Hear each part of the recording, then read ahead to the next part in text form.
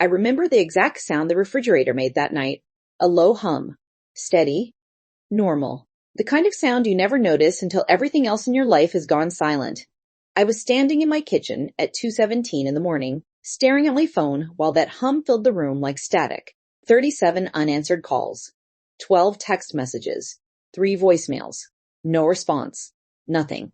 And before you think this was normal, before you think maybe we had a fight or he needed space, you need to understand something.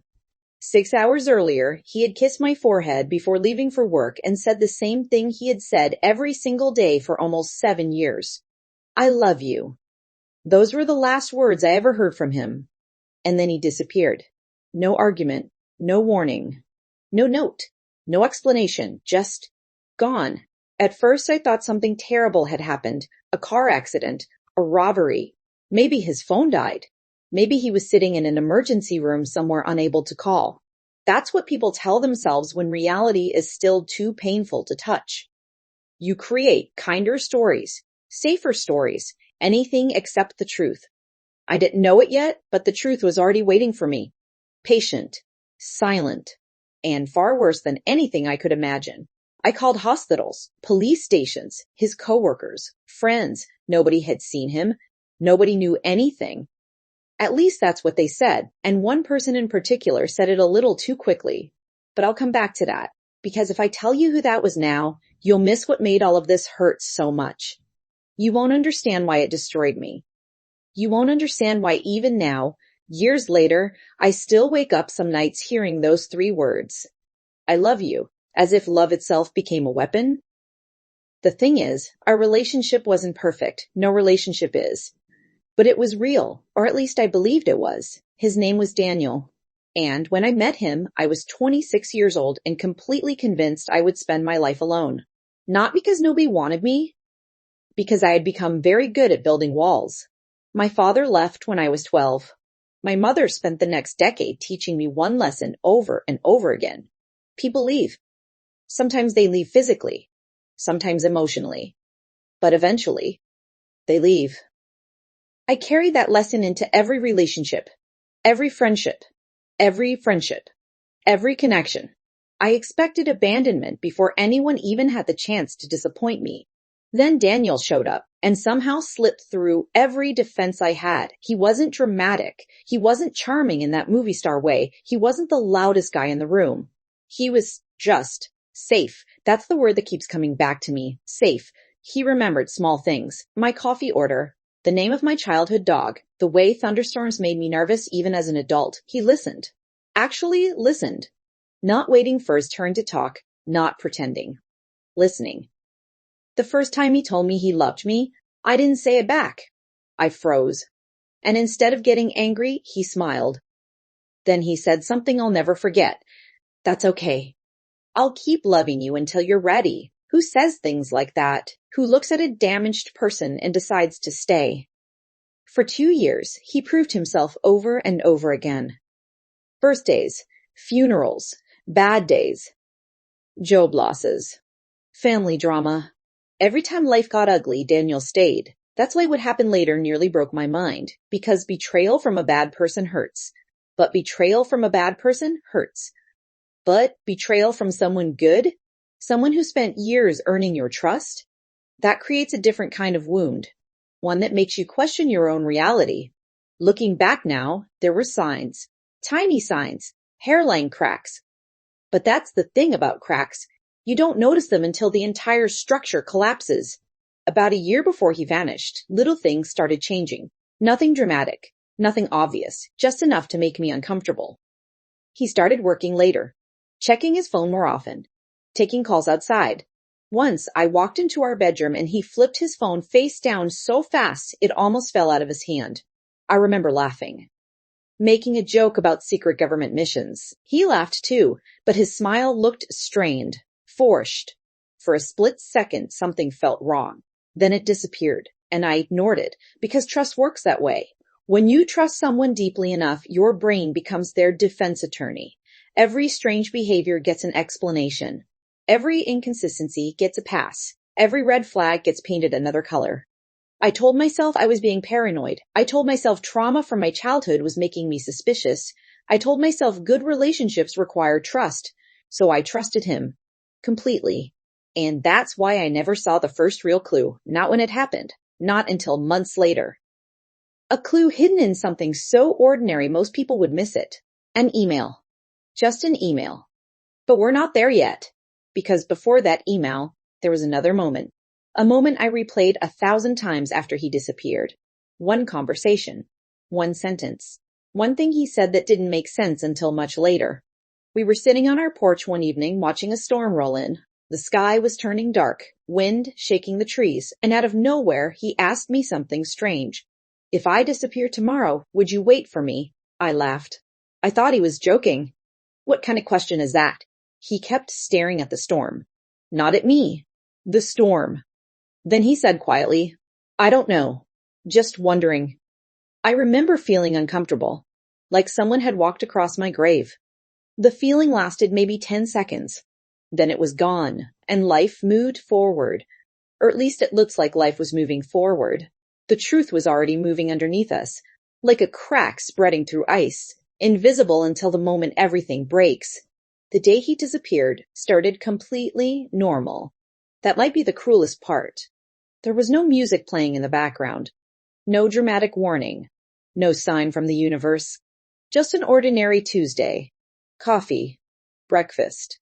A kiss goodbye. I love you. Then gone. By noon I hadn't heard from him. Unusual. By 4 o'clock I was worried. By 8 I was terrified. And by midnight I was beginning to realize this wasn't an accident. Something else was happening. Something else was happening. Something nobody wanted to tell me. And the first person who made me realize that was his best friend, because when I called him that night, his reaction wasn't fear. It wasn't confusion. It wasn't concern. It was silence. A long silence. The kind people make when they're choosing their next words carefully. Too carefully. I didn't notice it then. But later, that silence would haunt me, because buried inside it was the first piece of a truth that would eventually destroy everything I thought I knew. And if I'd understood what that silence meant, if I'd recognized it for what it was, maybe I wouldn't have spent the next 6 months desperately searching for a man who had never intended to come back. The moment I hung up with Daniel's best friend, I knew something had shifted. Not because he said anything alarming, but because he didn't. It was what he avoided. The pauses. The careful breathing. The way his answers felt like they were being edited in real time inside his head. I sat there holding my phone long after the call ended, still expecting it to ring again. It didn't.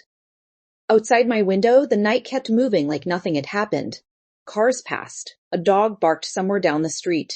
Life and its cruel normalcy continued. But mine had stopped. The next morning I went to his workplace. I told myself it was just procedure. Just checking facts. Just being responsible. But deep down, I already knew I wasn't walking into normal answers. I was walking into a wall. The receptionist looked at me with polite confusion when I asked for him. He didn't show up yesterday, she said. That should have been the first alarm. But it wasn't, because I already knew that part. What I didn't know was what came next. She hesitated before adding, he actually cleared his schedule last week. Cleared. Not requested leave. Not emergency absence. Cleared. Like someone had planned not to be there at all. My stomach tightened. I asked her who approved it. She checked her screen. Then said a name I didn't recognize. A manager who wasn't available. On vacation. Of course. Everything suddenly felt too clean. Too arranged. Like pieces had been moved while I wasn't looking. That night, I did something I had never done in our entire relationship. I checked his email. Not because I wanted to invade his privacy, but because I needed something solid. Something real. Something that couldn't disappear into silence. At first, everything looked normal. Work emails, receipts, subscriptions. Then I saw it. An email sent 3 weeks before he vanished. No subject line that stood out. Just a simple timestamp that stood out. Just a simple timestamp. Late night. 1:13 a.m. I clicked it, and that was the first time I felt my hands go cold. The email wasn't long. It wasn't dramatic. It wasn't even emotional. It was instructions. Clear, structured, intentional. A list. Flights. structured, intentional, a list, flights, dates, a temporary bank transfer request, and one line at the bottom that didn't make sense at first. Do not contact her until phase 2 is complete. Her. Not me. Her. I stared at that word for a long time, because in 7 years there had never been a her, at least not one I knew about. My mind tried to fight it. Maybe it was a work term, maybe it was a code, maybe I was misunderstanding. But something inside me already knew. This wasn't misunderstanding, this was structure, planning, preparation. I kept reading, and then I saw something that made my breath stop completely. A forwarded message. From his best friend, the same one I had spoken to. The same one who had gone quiet on the phone. The subject line read, "Are you sure you want to go through with this?" And Daniel's reply, short, final. It has to look real. That sentence changed everything, because up until that moment, I had still been holding on to one fragile hope. Maybe he was missing. Maybe something happened. Maybe I would find him. But missing people don't plan phases. Missing people don't clear schedules. Missing people don't arrange silence. I closed the laptop. And for a few seconds, I just sat there in the dark. No tears. No movement. Just stillness. Because my brain was trying to solve a puzzle it didn't want to accept. And that's when something else hit me. The Storm conversation. The question he asked me. If I disappeared tomorrow, would you wait for me? Back then, it felt strange. Now it felt rehearsed. Like a line that had already been tested. Already spoken in a different version of reality. By morning, I wasn't sleeping. I was digging. Phone records. Cloud backups. Old messages. Anything. That's when I found the second clue. Hidden in plain sight, a calendar invite. From 6 months earlier. No description, just a location pin. And a time. The same time he disappeared. My hand shook as I opened it. Because attached to it was a single file, a document titled Exit Plan. And that's when I realized something terrifying. This wasn't a disappearance. It was an execution of a plan. And I wasn't the only person who didn't know the full story. I was just the last one to find out. The word exit plan didn't feel like something I was supposed to open. It felt like something I was supposed to survive. My fingers hovered over the file for a full minute before I clicked it. And when it opened, everything I thought I understood about Daniel started falling apart. Line by line, the document wasn't emotional. It wasn't written like a confession. It was written like a blueprint. Dates, routes, instructions, and at the top, a heading that made my throat tighten. Below it were sections labeled like a military file. Financial separation, digital footprint, erasure, employment exit coordination, relationship detachment protocol. I stared at the screen, trying to force my brain to reject it. This wasn't him. It couldn't be him. But the details were too specific, too precise, too intimate. Then I saw my name, not as wife, not as partner. Just, I felt my stomach drop, because I wasn't part of the plan. I was part of what needed to be managed.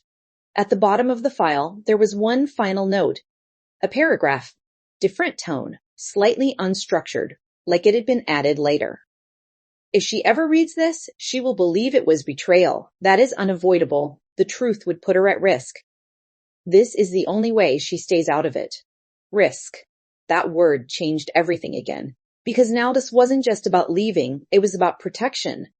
But protection from what? I didn't sleep that night. I just kept replaying everything. The Storm conversation, the phone flipping face down, the her in the email, the silence of his best friend.